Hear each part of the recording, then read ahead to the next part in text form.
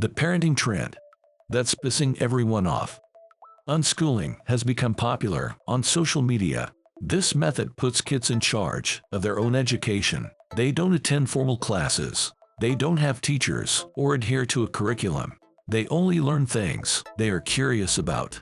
Some unschoolers follow a semblance of a schedule. Children get loose instruction in reading and math. Others don't have structure at all. Kids are allowed to create their own schedules. There are also a number of self-directed schools. They allow children to learn at their own pace.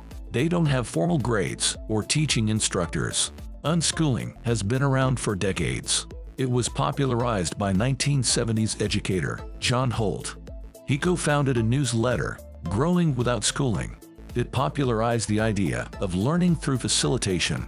Unschooling jumped in popularity after the pandemic. Parents had to take a role in their children's learning. They got a glimpse into their child's classrooms, so they decided they could teach their kids themselves. This made them turn to homeschooling. Many states require homeschool children to be tested. They have to adhere to some form of curriculum. However, some states don't register homeschoolers at all. Parents started remote education with their children, but they couldn't really replicate school at home. They embraced a more self-directed model of learning.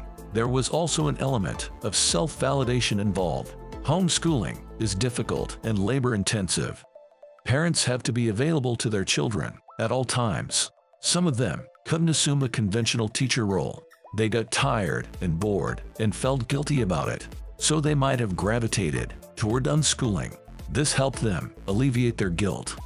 People who choose unschooling live relatively simply. They're not as oriented towards high income. They want to be self-sufficient.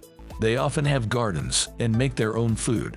Unschooling has plenty of detractors. Parents are criticized for being lazy and negligent. Some people worry their children get no social interaction. Sometimes, kids benefit from self-directed learning. They never receive formal math or reading instruction. They learn through tasks like writing a grocery budget, so they can apply their knowledge practically. But unschooled children underperform on assessments. In particular, they lag behind in reading. However, they tend to catch up as they get older. Many of them learn to read as late as 12 years old. Many children need a structured academic environment. They may be negatively impacted by unschooling. It's especially true for kids with developmental disabilities. These days, people tend to be less community-minded.